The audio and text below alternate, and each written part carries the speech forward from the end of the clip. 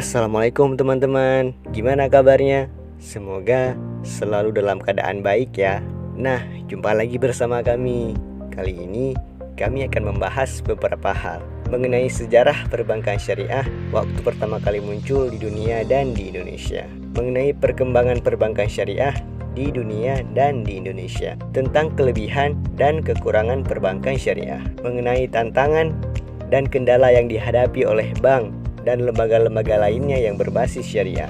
Kami akan menjelaskan secara detail apa itu Kanun Aceh nomor 11 tahun 2018 tentang lembaga keuangan syariah, mengenai pendapat kelompok kami pada peluang lembaga keuangan syariah di masa depan, terutama bagi perekonomian Indonesia secara umum dan perekonomian Aceh secara khusus.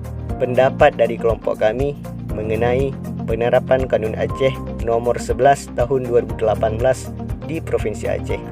Nah, sebelum kita bahas, teman-teman harus mengenal dong anggota dari kelompok kami. Nih, kami kenalkan.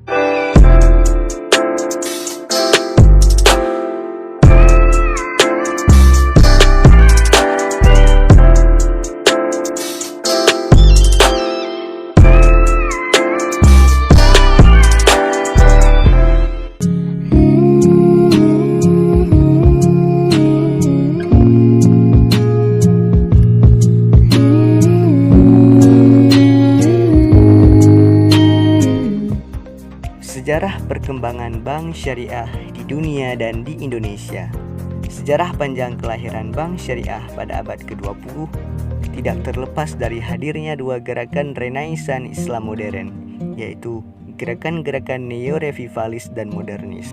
Perkembangan bank syariah memasuki fase yang baru pada tahun 1974. Negara-negara yang tergabung dalam Organisasi Konferensi Islam bersepakat mendirikan sebuah institusi keuangan yang menyediakan jasa finansial berbasis fee dan profit sharing untuk negara-negara anggota OKI. Maka didirikanlah Islamic Development Bank, walaupun utamanya Islamic Development Bank adalah bank antar pemerintah yang bertujuan untuk menyediakan dana untuk proyek pembangunan di negara-negara anggotanya.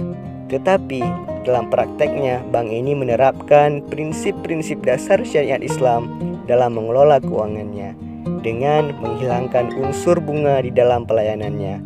Pada tahun 1975, didirikanlah bank syariah swasta pertama di dunia di kota Dubai yang diberi nama Dubai Islamic Bank. Pendirian bank ini didanai oleh sekelompok pengusaha muslim dari berbagai negara. Hal ini diikuti dengan didirikannya beberapa bank syariah di negara-negara lainnya seperti Faisal Islamic Bank di Mesir dan Sudan, dan Kuwait Finance House yang diprakarsai oleh pemerintah Kuwait. Sejak saat itu, mendekati awal dekade 1980-an, bank-bank Islam bermunculan di Mesir, Sudan, negara-negara Teluk, Pakistan, Iran, Malaysia, Bangladesh, dan Turki. Sedangkan di Indonesia sendiri, perkembangan bank syariah dimulai pada tahun 1991 dengan didirikannya Bank Muamalat Indonesia. Bank ini diprakarsai oleh Majelis Ulama Indonesia dan pemerintah serta dukungan dari Ikatan Cendekiawan Muslim Indonesia dan beberapa pengusaha muslim. Mereka berpendapat bahwa bunga bank itu haram dan kaum muslimin harus meninggalkan hubungan apapun dengan perbankan konvensional. Ya, Indonesia adalah negara dengan penduduk muslim terbesar di dunia.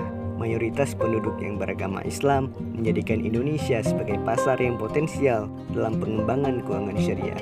Kelebihan dan kekurangan perbankan syariah. Bank syariah menurut Karnain Perwataat Maja dan Syafi'i Antonio, kelebihan bank syariah terutama pada kuatnya ikatan emosional keagamaan antara pemegang saham, pengelola bank, dan nasabahnya, dan membagi keuntungan secara jujur dan adil.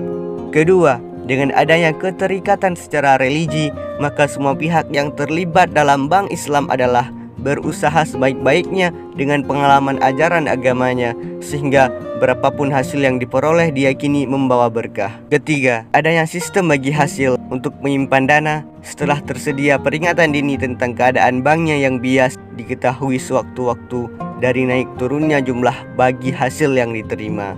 Keempat, penerapan sistem bagi hasil dan ditinggalkannya sistem bunga menjadikan bank Islam lebih mandiri dari pengaruh gejolak moneter, baik dari dalam maupun luar negeri. Kelemahan bank syariah.